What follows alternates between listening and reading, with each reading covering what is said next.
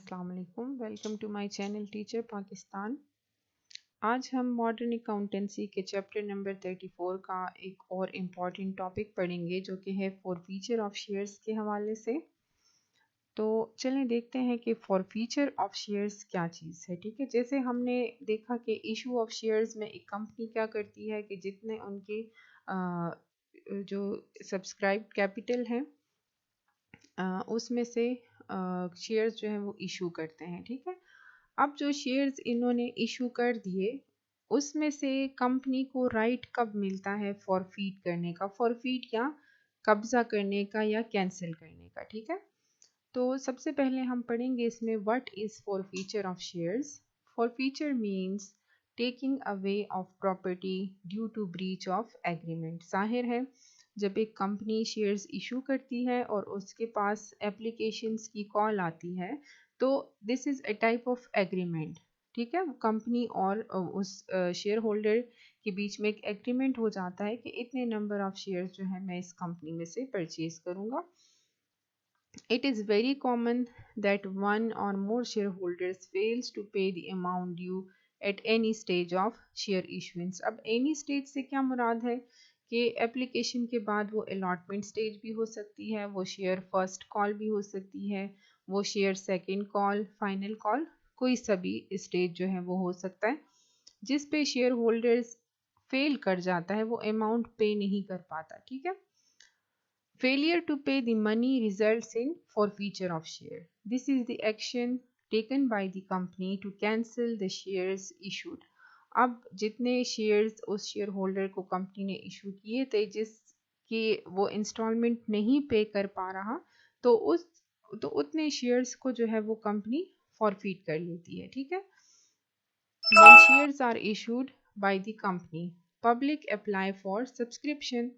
When application money is received, shares are allotted to them by the company and they become shareholders। ठीक है, after the allotment of shares, shareholders need to pay further installments that depend on company policy कि उन्होंने कितने installments रखे हैं।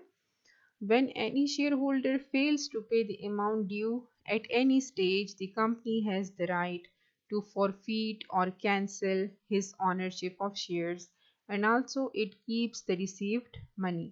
अब जितनी money receive हो चुकी है, चाहे वो एप्लीकेशन मनी है, चाहे वो अलॉटमेंट मनी है, चाहे वो application plus allotment plus first call, कोई सी भी मनी जो रिसीव हो चुकी है तो कंपनी उसको भी रख लेती है, साथ में जो इशुएंस ऑफ शेयर है उसको कैंसिल कर लेती है, उन शेयर्स को कंपनी जो है वो फॉरफीट कर लेती है। ठीक है, shares when forfeited becomes the asset of the company. जाहिर है शेयर्स तो पहले भी कंपनी के थे, अब भी कंपनी के ही हैं, तो जब कंपनी शेयर्स को फॉरफीट कर लेती है तो it has the right to sell it to other person. ठीक है, when the shares are sold at the face value, the amount previously forfeited is transferred to reserve account of the company।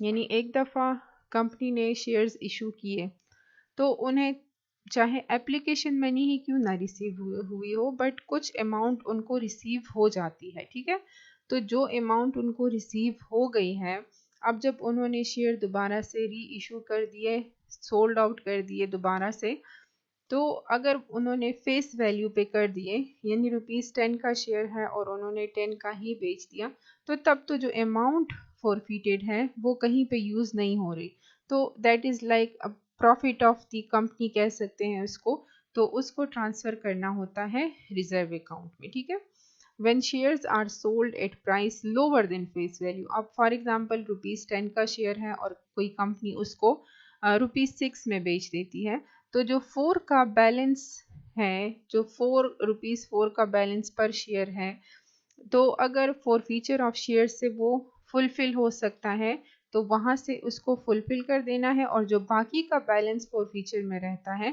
तो उसको फिर reserve account में transfer करना होता है। ठीक है, अब जर्नल एंट्रीज किस तरह से होंगी for forfeiture of shares. When shares are issued the journal entry is obviously जब शेयर इशू हो गए हैं, रीसेल हो गए हैं, तो बैंक में कुछ अमाउंट आई होगी और वो अमाउंट कहाँ पे जाएगी, शेयर कैपिटल में। ठीक है, When shares are forfeited, the journal entry is share capital. अब obviously जब हमें अमाउंट रिसीव हुई थी तो हमने बैंक अकाउंट डेबिट किया था और शेयर कैपिटल को क्रेडिट कर दिया था। अब चूंकि हम वही शेयर्स कैंसिल कर रहे हैं तो इस वजह से हम शेयर कैपिटल अकाउंट को डेबिट कर देंगे और जो फॉरफिटेड अमाउंट जो हमें रिसीव हुई है वो हम यहाँ पे लिखेंगे और जो अमाउंट्स रिसीव नहीं हुई तो उनको कॉल्स इन एरियर में लिख देंगे। ठीक है, तो ये हमारे पास जो है वो बेसिक जर्नल एंट्रीज है फॉर फॉरफीचर ऑफ शेयर्स। अब री इशुएंस क्या चीज़ है? Forfeited shares can be reissued to another person. This is merely treated as a sale of shares and not allotment, क्योंकि एक दफ़ा एप्लीकेशन मनी जब receive हो गई तो शेयर्स तो अलॉट हो गए। ठीक है, तो अब दोबारा से शेयर अलॉटमेंट नहीं होगी बल्कि जो फॉरफिटेड शेयर्स हैं उनको सिर्फ रीसेल किया जाएगा। The shares can be resold to anyone on any amount but the loss on share must not be less than the amount forfeited amount of forfeited shares. कहने का मकसद ये है कि शेयर्स किसी भी अमाउंट पे रीसेल हो सकते हैं, लेकिन वो जो रीसेल की वैल्यू है वो एटलीस्ट इतनी होनी चाहिए कि जहां फॉरफीचर ऑफ शेयर्स से जितनी अमाउंट रिसीव हुई है वो उस लॉस को फुलफिल कर सके ताकि कंपनी को लॉस ना हो। ठीक है, if there is any profit on resale, that should be transferred to capital reserve account. If the shares are resold on loss, that loss must be debited to share forfeited account. ठीक है, यानी share forfeited में जो हमें amount receive हुई थी तो उसमें से हम यहाँ पे इस लॉस को कवर अप करेंगे।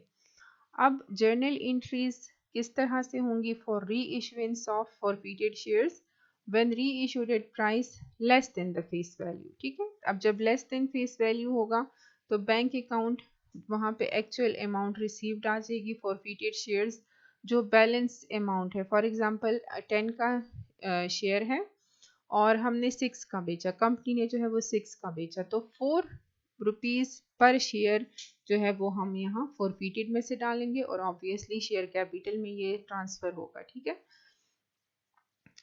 actual amount received is debited and the share capital is credited with the face value of share while the balance is debited to amount of forfeited shares account। ठीक है, when reissued at a profit means the amount received is more than the face value when combined with the amount received from forfeited shares। तो फिर क्या होगा? Forfeited shares account को हम debit कर देंगे और कैपिटल रिजर्व में वो मनी जो है वो ट्रांसफर हो जाएगी। The extra amount that a company receives on account of resale of share and the amount of forfeited shares must be transfer to capital reserve account. ठीक है, thank you so much for watching.